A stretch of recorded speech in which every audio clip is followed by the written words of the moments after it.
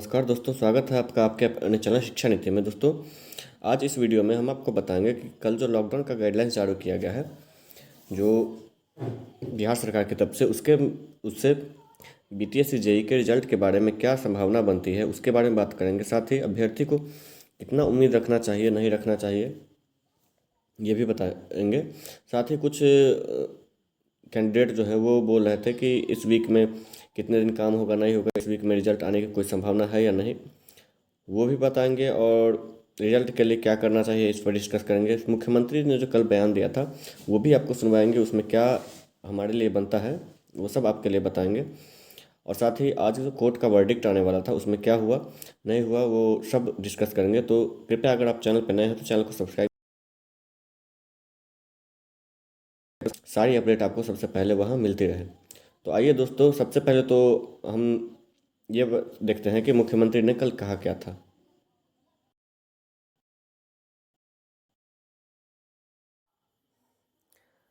आगे बढ़ने से पहले दोस्तों आपको ये बता दें कि बिहार पुलिस का जो है एक और लिस्ट जो है आज जारी किया गया है रिजल्ट के लिए।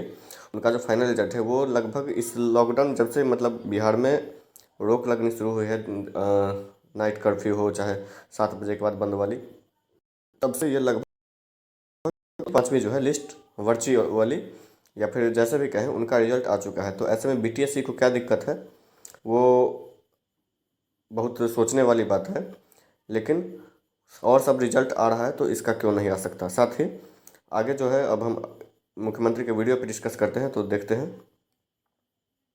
सर एग्जाम को लेकर सर एक सवाल है सर, क्या शैक्षणिक एग्जाम भी सिर्फ रद्द किया गया है या नौकरियों से जुड़े हुए एग्जाम जो होने वाले सर उन तमाम एग्जाम को रद्द किया गया है?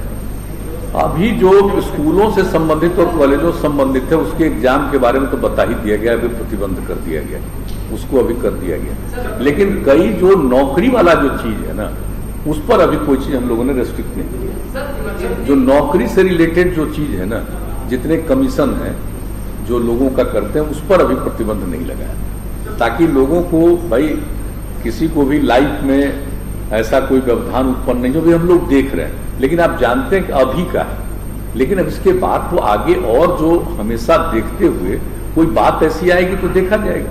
अभी हम लोगों ने नौकरी से रिलेटेड किसी चीज में अभी नहीं रोका। तो दोस्तों, आपने इस मुख्यमंत्री के बयान में सुना कि उन्होंने ये कहा है कि अभी तक का जो गाइडलाइन है उसमें हम छात्रों को, कोई जो अभ्यर्थी हैं नौकरी की इच्छा रखते हैं, उनके लिए कोई गाइडलाइन जारी नहीं कर रहे हैं जिससे कि उनको कोई तकलीफ ना हो और जो रिजल्ट हो या कोई जॉब देने का सिलसिला हो उसके भविष्य पे कोई फ़र्क ना पड़े। लेकिन उन्होंने ये भी कहा है कि ये तत्काल हम देख रहे हैं, लेकिन अगर क्या कोविड की सिचुएशन आती है उसके बाद जो अगला जो समीक्षा बैठक होगी उस समीक्षा बैठक में इसके पे पूर्णतः फैसला लिया जाएगा, वो उनके कहने का एक मतलब निकलता है। अब इसके हिसाब से आप देख सकते हैं कि इससे आप ये पॉजिटिव रिस्पांस के रूप में नहीं ले सकते हैं। हाँ, थोड़ी संभावना बढ़ी है कि अभी अब अगली जो इसकी समीक्षा होगी वो लगभग अगला वीक जो है वो बीत जाने के बाद लगभग 30 अप्रैल के बाद ही इसकी समीक्षा होगी और उसमें हमारे बीटीएससी जेईई के बारे में या फिर जो भी नौकरी वाला डिपार्टमेंट हो, बीपीएससी, बीटीएससी, बीएसएससी, इनके बारे में बताया जाएगा कि फाइनली उनका क्या किया जाए। लेकिन अभी जब यहाँ तक बात है कि इस सप्ताह में काम के बारे में, तो मैं आपको उसके बारे में दिखा देता हूँ कि इस सप्ताह में लगभग अभी 3 दिन, एक आज हो गया और 2 दिन और, आज कल दोस्तों ये बीटीएससी का ऑफिस कल बंद है, परसों रामनवमी है, उसके बाद 22 तारीख को खुलेगा। 22 के बाद 23 को जो है फिर बिरसा 23 को जो है वो वीर कुंवर सिंह जी की जयंती है, तो उसका बंद है। फिर 24 शनिवार को खुलेगा। अब इस पीरियड में हम देख सकते हैं कि रिजल्ट की संभावना बहुत कम दिखती है और उसके अगले वीक में लगभग जो 26 से शुरू होगी उसमें रिजल्ट की कुछ बहुत, बीटीएससी ने तो एक मतलब बहाना पहले ही लगा चुका है कि हाँ वो अनीश अख्तर जी का डेथ हो गया। तो दोस्तों, कोई अगर एक डेथ होता है वो हम समझते हैं कि किसी के परिवार की बात है तो उनके लिए बहुत दुख की बात हो, लेकिन इसके लिए आप यहाँ जो 6,000 7,000 बच्चे हैं उनके लाइफ को दाव पे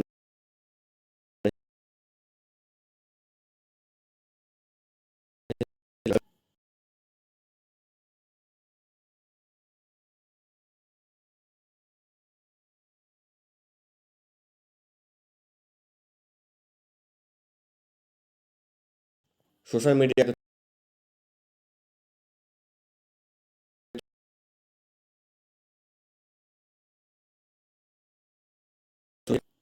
तो उसके बारे में तो मैं उतना बात नहीं करूँगा, क्योंकि मैंने कई दोस्तों को बोला था कि आप टेलीग्राम ग्रुप से जुड़ के उसके बारे में डिस्कस कीजिए, साथ ही आगे का क्या प्लान रखा जाए उसके बारे में भी वो बात कर सकते हैं। लेकिन कोई पॉजिटिव रिस्पांस नहीं आया और ना ही किसी लीडर की तरफ से भी इसका कोई रिस्पांस आया। तो फिलहाल मैं इसके लिए इसको इस प्लान को मैं छोड़ रहा हूँ। लेकिन अब जहाँ तक बात है मुख्यमंत्री के बयान की, तो मुख्यमंत्री का बयान जो है वो हमें तो पॉजिटिव नहीं दिखाई दे रहा है रिजल्ट के लिए, क्योंकि न तो बीटीएससी मानने के लिए तैयार है रिजल्ट के लिए कि हाँ वो जल्द से जल्द रिजल्ट देगी, और ना ही किसी और डिपार्टमेंट के थ्रू या फिर कहीं से भी कुछ अब बीटीएससी जो है वो एक नोटिस भी जारी कर दे कि कब तक। क्योंकि बीटीएससी के जो चेयरमैन हैं उन्होंने बोल दिया है कि अभी टाइम लगेगा। अब टाइम उन्होंने निर्धारित नहीं किया, जैसे कि पिछली बार जो आंदोलन हुआ था उसमें बोल दिया गया था कि लगभग जो है मार्च के 25 मार्च के आसपास, मार्च लास्ट में दे दिया जाएगा। तो वो तो डेट फेल हो गया। उसके बाद जो है 18 मार्च का दिया गया था, तो उस बीच में तो अनीश अख्तर का 18 अप्रैल का दिया गया था, जिसमें कि अनीश अख्तर के बारे में हम लोग को खबर मिली तो हम लोग शांत हो गए। लेकिन अब जो है इसमें कुछ पॉजिटिव रिस्पांस ना आयोग की तरफ से ना ही सरकार की तरफ से आ रहा है। साथ ही अब हम बात करें दोस्तों केस की, तो केस जो है वो आज थी 109 नंबर पे, जो कि सुनवाई के लिए बहुत कम चांस थी। और अब तक जो कि अब 7:19 जब मैं ये वीडियो बना रहा हूँ तो हो चुका है, अब तक कोई इस पर सुनवाई नहीं हुई है। तो अब उम्मीद कम ही लगती है कि आज सुनवाई हो, तो देखते हैं कि आगे क्या होता है। तो अभी दोस्तों फ़िलहाल जो है लगभग इस वीक में रिजल्ट की कोई उम्मीद नहीं दिख रही है। बाकी जैसे ही हमें खबर मिलती है हम आपको टेलीग्राम ग्रुप के या फिर वीडियो के माध्यम से अवगत कराते रहेंगे। तो आप चैनल को सब्सक्राइब कर लें। और बाकी के दोस्तों एक खबर ये भी है कि यूडीएचडी और पीएचईडी और पीएचईडी की वैकेंसी जो है इनको कैंसिल करके वो बीटीएससी में ही एक तरह से मर्ज तो नहीं किया जाएगा दोस्तों, क्योंकि इस वैकेंसी को उसमें दिया जाएगा तो वो वैकेंसी फुल्ली कैंसिल आउट कर दी जाएगी। तो दोस्तों आज के लिए यही खबर थी। और अगर आप चैनल पर नए हैं तो चैनल को सब्सक्राइब कर लें और टेलीग्राम ग्रुप से जुड़ जाएं, ताकि जो भी नई अपडेट हो मैं उसमें डाल दूं और आप लोग उसको सबसे पहले देख सुन सकें। धन्यवाद।